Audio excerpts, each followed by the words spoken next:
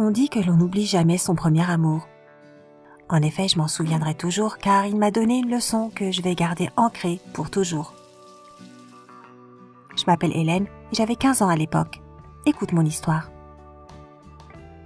J'étais encore à l'école quand toutes mes amies ont soudainement commencé à se trouver des petits copains, du même âge ou un peu plus âgés. Je les enviais évidemment.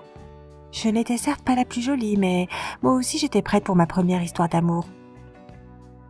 J'étais la seule encore célibataire et je me sentais vraiment mal à l'aise quand on sortait tout ensemble, en compagnie de leurs amoureux. Mais un jour, mes prières ont été entendues. Je suis allée au centre commercial et alors que je me baladais, un gars est venu me voir pour me demander mon numéro. On a bavardé un petit moment, il était très attirant et semblait être une personne plutôt intéressante. Quand je suis rentrée chez moi, il m'a envoyé un message et on a commencé à discuter. On a parlé presque toute la nuit.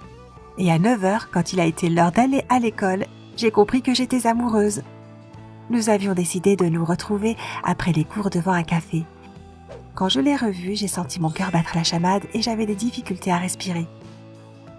Mon amoureux s'appelait Joe et avait 19 ans. C'était plutôt excitant qu'il soit bien plus âgé et que son attention se soit portée sur moi. En buvant mon café, je ne pouvais pas le quitter des yeux. Et il semblait très intéressé par ma vie. Il posait beaucoup de questions. Il a pris ma main et j'ai ressenti de l'électricité dans mes doigts. À la fin de notre rendez-vous, oui, c'était un vrai rendez-vous. Il m'a embrassée. Purée, j'étais la fille la plus heureuse de l'univers. J'ai fait un selfie avec lui pour avoir une preuve matérielle que tout cela n'était pas un rêve. Le lendemain, je n'ai pas pu garder ça pour moi. Je suis allée à l'école, j'ai tout raconté à mes amies et je leur ai montré le selfie. Elles ont souri avec incrédulité et m'ont demandé si j'étais sûre que Joe n'était pas trop vieux pour moi. Je les ignorais, la jalousie féminine est tellement pathétique. En attendant, il m'envoyait des textos tout le temps. Quand j'étais en cours et que je ne pouvais pas répondre de suite, il m'envoyait des messages énervés car je mettais trop de temps. Oh, c'est trop mignon, je me disais qu'il était vraiment attaché à moi. Quand je suis rentrée, je me suis vantée à ma mère d'avoir trouvé un petit ami. Je lui ai raconté comment il était. Maman a froncé les sourcils, a regardé le selfie et à nouveau froncé les sourcils. Je désapprouve, elle a dit.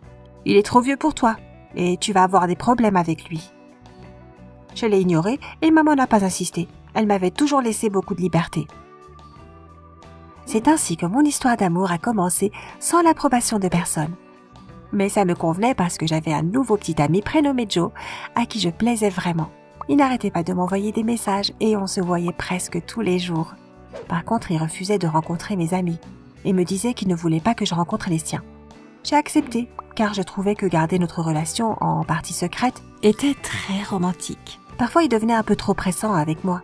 Hormis le fait que j'étais censée répondre à ses messages immédiatement, il m'obligeait toujours à le voir quand lui le voulait, même si ça ne me convenait pas. Cela arrivait assez souvent et cela commençait à me rendre un peu nerveuse. Je n'aimais pas non plus la façon dont parfois, quand il me ramenait chez moi le soir, il devenait un peu trop tactile à mon goût. J'étais tellement amoureuse que j'acceptais même si ça me mettait mal à l'aise. Mais je l'aimais tellement, il était tellement beau et intelligent. C'était vraiment le meilleur petit ami. Mais un jour, j'ai ouvert les yeux. On devait se retrouver à 18h près du centre commercial, mais je suis arrivée en avance. J'ai vu Joe discuter avec d'autres gars. J'étais trop heureuse qu'il ait enfin décidé de me présenter à ses amis et que je devienne enfin sa petite amie officielle. Je me suis approchée, Joe ne m'avait toujours pas remarqué.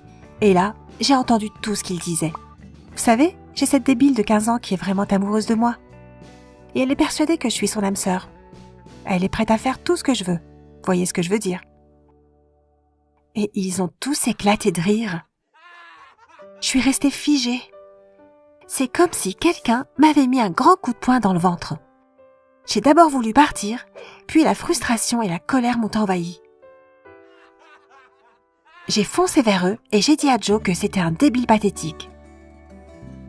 En gros, ça ressemblait à « Tu te trouves malin d'avoir profité d'une gentille fille comme moi ? Au moins moi, j'ai été sincère tout le temps. Et là, tu te trouves cool avec cette débile de 15 ans qui te crie dessus devant tout le monde. » Puis je suis partie dignement. La dernière chose que j'ai vue, c'est le visage de Joe embarrassé et les expressions amusées de ses amis, qui s'en souviendront longtemps, j'espère. Je suis rentrée chez moi en larmes et j'ai couru dans les bras de ma mère pour qu'elle me soutienne. C'était une femme sage et elle m'a dit que je m'en remettrais et qu'elle espérait que je retiendrais la leçon. Et en effet, c'est le cas. Cette histoire m'a été utile pour toutes les relations suivantes. À partir de ce moment-là, je suis devenue plus attentive à ce que mon partenaire représente réellement et à ce que mes amis et ma famille en pensent. Je suis contente que cet épisode de ma vie ait constitué mes premiers pas vers la maturité. Si toi aussi tu as connu une expérience de relation toxique, partage-la avec nous dans les commentaires. Tu peux aussi t'abonner, aimer et partager cette vidéo pour que tout le monde sache qu'il faut être plus attentif quand on débute une nouvelle relation avec une personne qu'on ne connaît pas bien.